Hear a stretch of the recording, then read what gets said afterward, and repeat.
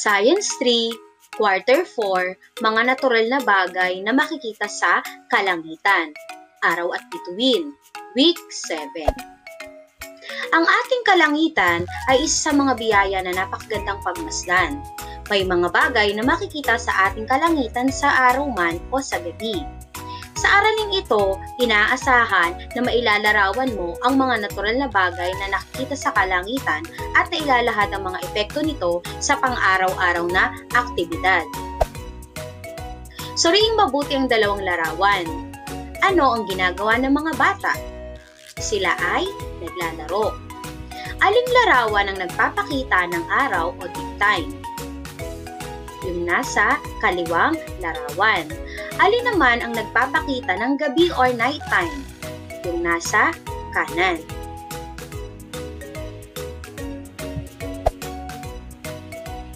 Ano-ano ang mga bagay na makikita sa kalangitan kapag araw?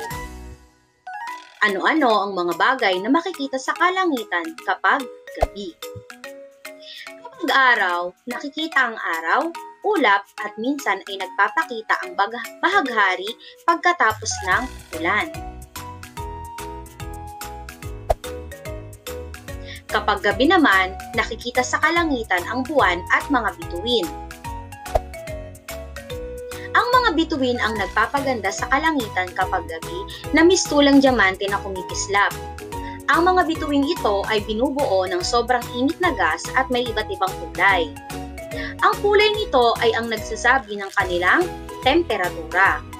Ang mga bituin o ang ibang bituin ay kulay pula na nagsisimbolo na sila ang pinakamababang temperatura kumpara sa iba. Ang mga kulay dalandan at dilaw ay tinuturing na mga bituing may mainit na temperatura. At ang mga kulay asul at puti naman ang itinuturing na may pinakamainit na temperatura. Ang araw ay isang bituin na ating nakikita sa ating kalangitan. Tulad ng ibang bituin, ito ay binubuo ng mainit na gas na mistulang bola ng apoy. Ang araw ang pinakamalapit na bituin sa ating mundo, kung kaya't ito ang pinakamalaking bituin na nakikita sa ating mundo, ngunit ang laki ng araw ay nasa katamtamang laki lamang kumpara sa ibang mga bituin. Ito ang nagbibigay sa atin ng init at liwanag na nagbibigay ng buhay sa mga tao, hayop at halaman. Ang sobrang init na nanggagaling sa araw ay may masama ding epekto sa ating mundo. Kapag matagal tayong nabilad sa araw, maaaring magkaroon tayo ng sakit sa balat tulad ng sunburn o bungang araw, kaya mainam na maglagay ng sunblock cream upang maiwasan ang pagkasunog ng balat. Maaari ding ma-dehydrate o magkulang ang tubig sa ating katawan kapag nabilad tayo sa init ng araw. Kaya ugaling uminom ng maraming tubig. Ang paggamit ng payong at sombrero ay isa ding paraan ng pag-iingat laban sa masamang epekto ng sobrang init ng araw. Para naman mapangalagaan ang ating mata, huwag tumitingnan direkta sa araw. Ang sobrang init din ng araw ay nakaapekto sa mga halaman at mga hayop. Natutuyot ang mga lupa, nalalanta ang mga halaman at maaaring ikamatay ng mga hayop kapag sobrang init ng araw. Natutunan natin ang mga makikita kung araw o daytime at gabi kung nighttime at yung mga dapat nating gawin para maiwasan natin yung masamang epekto ng araw or init mula sa araw. Ngayon naman, kumuha ng lapis at papel at sagutan ang mga sumusunod na gawain. Unang gawain, lagyan ng check ang larawan ng mga natural na bagay na makikita sa kalangitan. Gawin ito sa iyong sagutang papel. Number 1, bituin. Number 2, pusa. Number 3, bahaghari o rainbow. Number 4, ulap. Number 5, araw. Number 6, buwan. Number 7, prutas. At number 8, sasakyan. At naririto ang mga tamang sagot. Ang may mga check na makikita sa Kalangitan ay number 1, star, number 3, bahaghari, number 4, ulap, number 5, araw, at number 6, buwan. Para naman sa gawain sa pagkatuto bilang 2, pagtambalin sa pamamagitan ng guhit ang kulay ng mga bituin na isinasaad na temperatura nito. Gawin ito sa iyong sagotang papel. Naririto ang mga tamang sagot. Maaaring guhit ang ilagay nyo kasi yun ang nakalagay sa ating gawain. Pero dito sa sinulat ko sa ating screen or sa ating visual, letra ang nilagay ko. Number 1, letter C. Ang kulay pula, ang pinakamababang temperatura. Number 2, dilaw at dalandan na bituin, letter A, mainit na temperature or temperatura.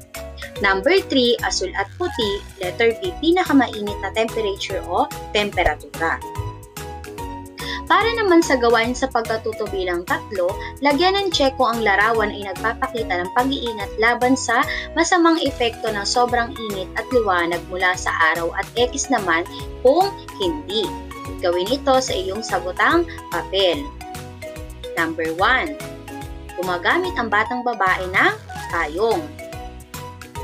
Number 2, nakatingin ang batang lalaki ng direkta sa init at liwanag ng araw.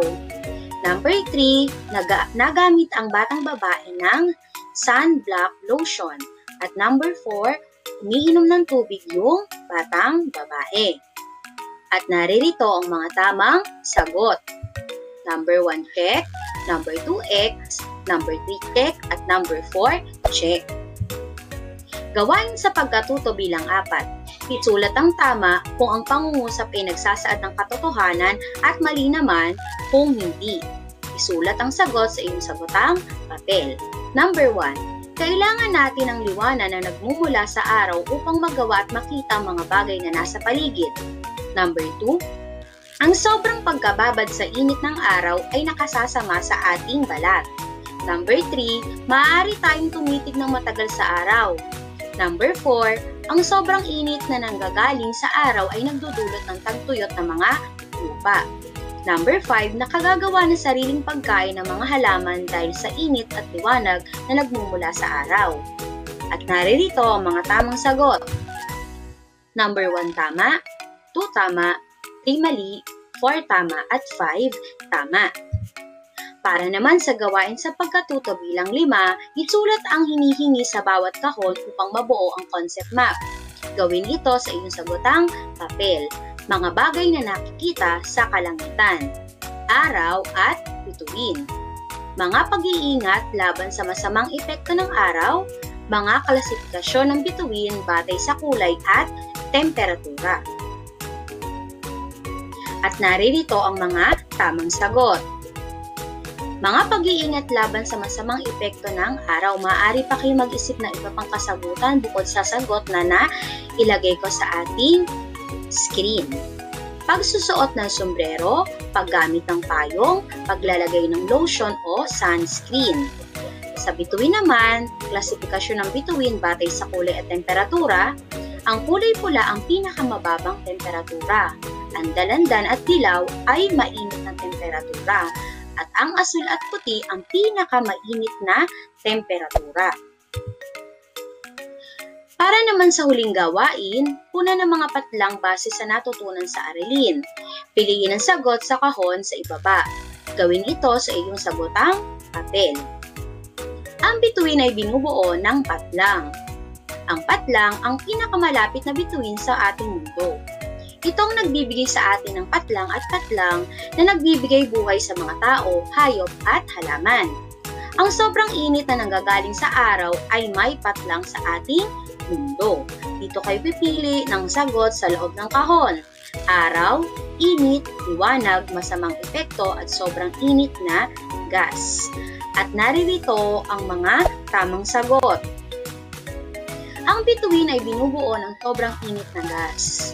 Ang araw ang pinakamalapit na bituin sa ating mundo. Ito ang nagbibigay sa atin ng init at liwanag na nagbibigay buhay sa mga tao, hayop at halaman. ang sobrang init na nanggagaling sa araw ay may masamang epekto sa ating mundo. At dito nagtatapos ang ating aralin sa week 7 ng Science 3 Quarter 4. Hanggang sa muli mga bata, maraming salamat sa inyong panonood at pakikinig. Hanggang sa muli!